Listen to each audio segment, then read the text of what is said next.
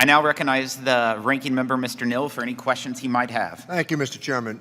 Dr. Melanson, I read the testimony that you offered, and I'm pretty pleased with not only the caliber of the testimony, but the commitment you've made to offering a path forward as it relates to clean energy and the agenda that we passed here with the Inflation Reduction Act. This work is in pretty good hands across the country, as testimony has been indicated time and again. You indicated that this unprecedented transition to a clean energy economy is going to dramatically increase what we ask our current community colleges, career and technical education systems, and trade schools to offer. The IRA, the Bipartisan Infrastructure Bill, and the CHIPS and Science Act will support 3 million new jobs per year, most of them requiring some training beyond high school, but not necessarily a four-year college degree. That means that we need to train thousands of new electricians, truck drivers, thousands of people who can install and repair panels and turbines, thousands of people ready for advanced manufacturing jobs. So our clean energy investments depend on connecting workers with the training programs that will launch them into these well-paying, rewarding, and high-quality jobs. I did note the irony earlier of the fact that many of our Republican colleagues across the country, their congressional districts are benefiting more than anybody else from these investments. So I've been here long enough to remember another time that members of this committee made strategic investments in our community college system, which I believe most members of this committee are real champions of. As part of the Recovery and Reinvestment Act in 2009, we set up the Trade Adjustment Assistance Community College and Career Training Grant Program, and that program distributed $2 billion to community colleges across the country over the course of 4 rounds of grants. The last group of grants went out in 2018, and I hope that we can consider reestablishing that initiative.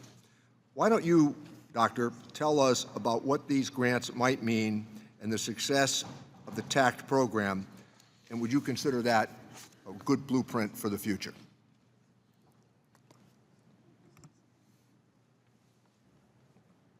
Thank you, Representative Neal. Yes, so there's a lot of incentives to bring people in the front through the door of community technical colleges, and those would be through Pell, the Jobs Act, and so forth. But just as important, as you mentioned, in the TAC and what the TAC provided for over 700 community colleges across the nation, like I mentioned, 320,000 credentials, you need infrastructure for them to go into high-quality training. And you need instructor training and student supports. And that infrastructure not only produce high-quality credentials, but a workforce that is ready to go to work in their communities day one. So just like we did in 2018, the world is quite different with all these incentives that the Congress had passed in CHIPS, IRA, and the bill. This is new technology. Our community colleges are not equipped, even though they're working in sector strategies. They still need the new infrastructure that builds up that. So like I mentioned before, you still need a diesel engine technician out there that you'll see for trucks, pumps, standby generators, but also that same diesel tech needs to be trained on the new fuels, EVs, batteries, and that needs to be instructor training and labs. So in the past, TAC provided, I used TAC to just do that, enhance our labs, also enhance our instructors' tools to meet students where they are to get them to that next level.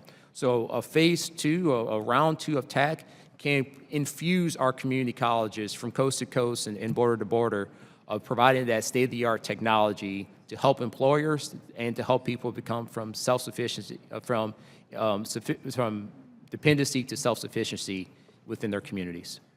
So it's fascinating that labor participation rates have ticked upward since the pandemic. It's pretty extraordinary given where we were. And a reminder, on March 11th, when Dr. Fauci gave his warning, America lost 22 million jobs in 2 months. Every one of those jobs plus have been returned. And to your point, Doctor, when you consider that right now there are 10 million jobs in America that go unanswered, and the only way we really improve the quality of life in terms of productivity gains is through increasing labor participation rates and giving people a chance. So I appreciate your testimony this morning on behalf of those who still need to get into the workforce. Thank you, Mr. Chairman.